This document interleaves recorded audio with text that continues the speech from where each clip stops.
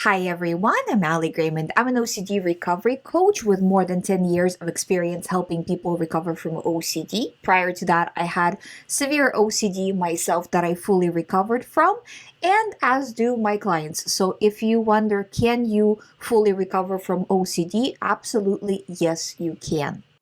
Today, I want to talk to you about two things that I see therapists doing wrong when it comes to ERP, and this is probably have affected you if you have been to a therapist's office. Again, that's not everybody, but for a lot of people, and I just wanted to bring it up. So, first of all, is they are only doing ERP in the office without doing homework.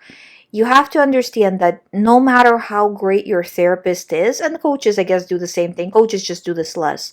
No matter how great the person who you're seeing is, the major part of the recovery work lies when you get home. Because the situation of you being in a therapist's office, that's an hour. What do you do when you go home? Ruminate, Google all this stuff? You will never recover that way, right? You have to be doing homework continuously, and there needs to be accountability with it. So that's one. Another thing is when therapists do exposures with clients, frequently what they do is they'll push the client too far in exposure. So for a therapist, they see that, hey, of course you can touch this. This is not scary. So they make the client touch an object, say in contamination OCD scenario, but this could be applied to any type of OCD. And to a client, that's 10 out of 10. If you push them that far, and then what? At the end of the hour's up, gotta go, bye bye. And then the client is in total panic, and now they're alone in that panic.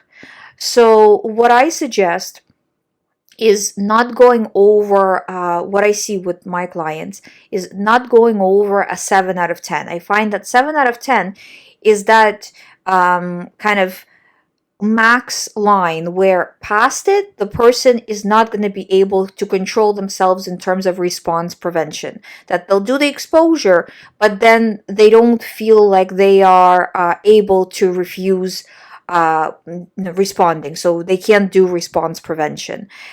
So anything under 7, if you are dealing with a younger person, a child, for example, but even, kind of older, like teenagers, 7 out of 10 sometimes is too intense for them.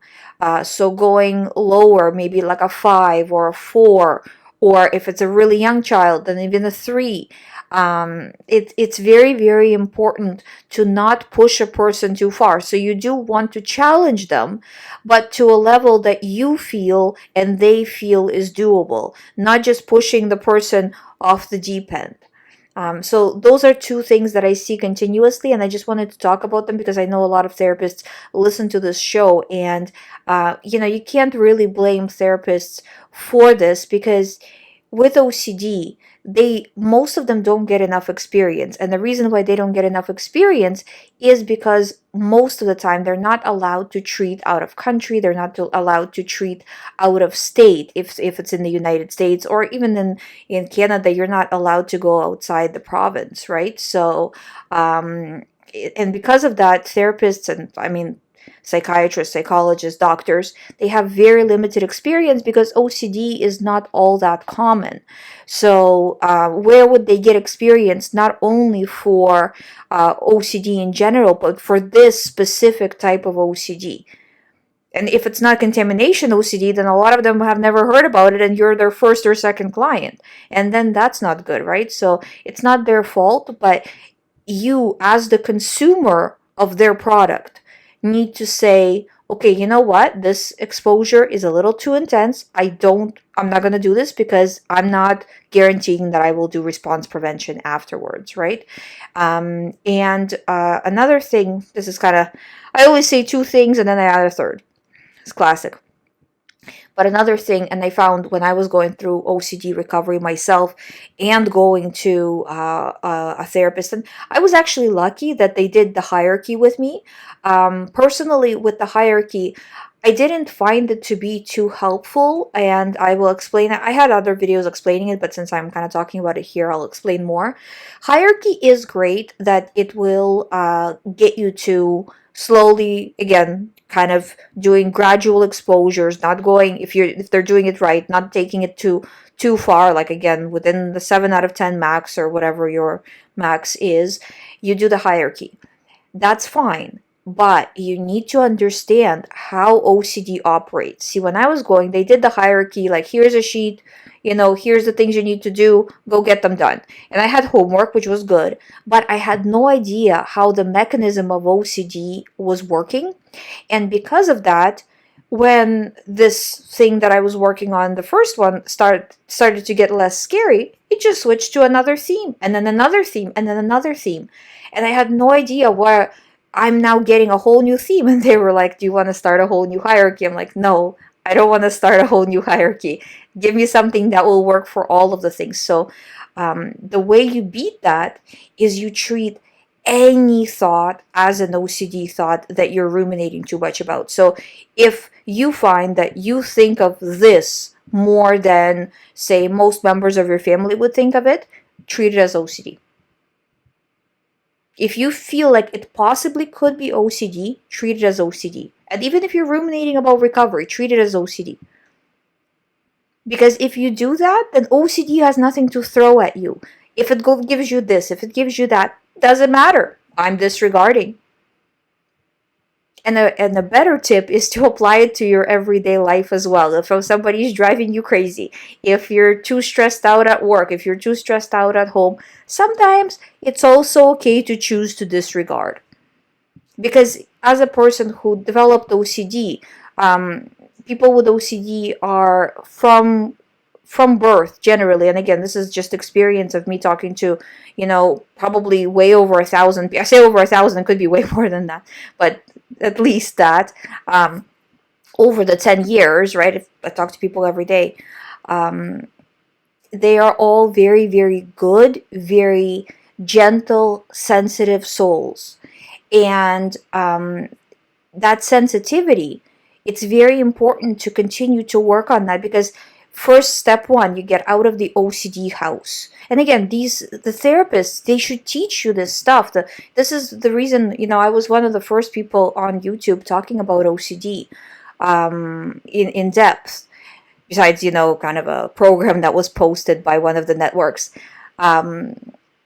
But the reason why is because there's just needs to be so much more education on these nuances of recovery, because it's all in the nuance. If you understand what makes OCD better or worse, what makes it tick, what makes the thoughts increase, or if you say you have a day and your thoughts are getting worse, why are they getting worse? If you understand this mechanism, and if you can pinpoint what you did wrong and what you did right, if your thoughts are less, why? Oh yeah, because I disregarded yesterday in terms of my recovery process, is because you were tracking the time, because you did this and this, you lived your life normally even though you felt terribly, and today, now OCD dropped a little bit, right? So you're starting to see how this works, how this mechanism works, and when you understand how it works, you can control it. And this is the part where, because I think a lot of doctors don't get it themselves in depth, they will definitely not teach their clients this. They'll just hand them a sheet. Here's the hierarchy sheet. Do the hierarchy sheet. Okay, but why am I doing this? What does this mean? And there was no education when it came to that. And I found discovering that to be so powerful, because if you understand it, well, then you kind of don't need anybody else. You don't need that doctor. You don't need that therapist. You can do it. I'm not saying that you specifically don't. I mean that for a lot of people who can't afford the extra help, right? If you really understand how it works, you just need to put all the work into it. Really take it seriously. Really be accountable, and just do it every day to the best of your ability, and not putting not turning on the perfectionism. This is not a perfectionism situation. A lot of people with OCD, not everybody, but a lot of people have perfectionism kind of tendencies, of whatever you want to say. And that stands in the way of their recovery, because, well, my recovery is not perfect. I had a setback. Setbacks, I hear this literally every day. Setbacks will happen. That's normal. But if you worry about that little setback, it increases and increases and increases, right? The worry increases, right? And don't get stuck on it. It was just a blimp. Keep on going. And there will be blimps again, but you need to see the situation in the overall sense. So, okay, you had a few blimps, but how are you doing? Are you generally improving, or are you generally getting worse?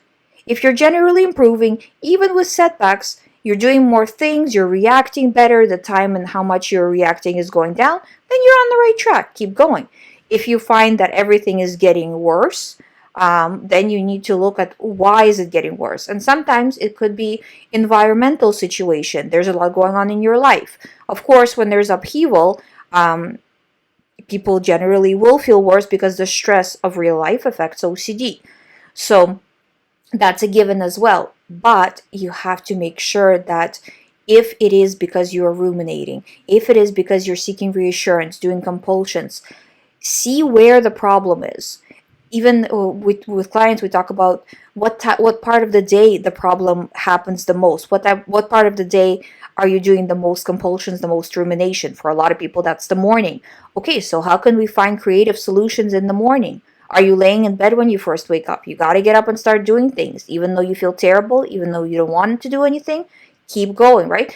So it's these things, when you start to understand the mechanics of it, that gives you power, and that pushes you and allows you to overcome in the fastest time possible.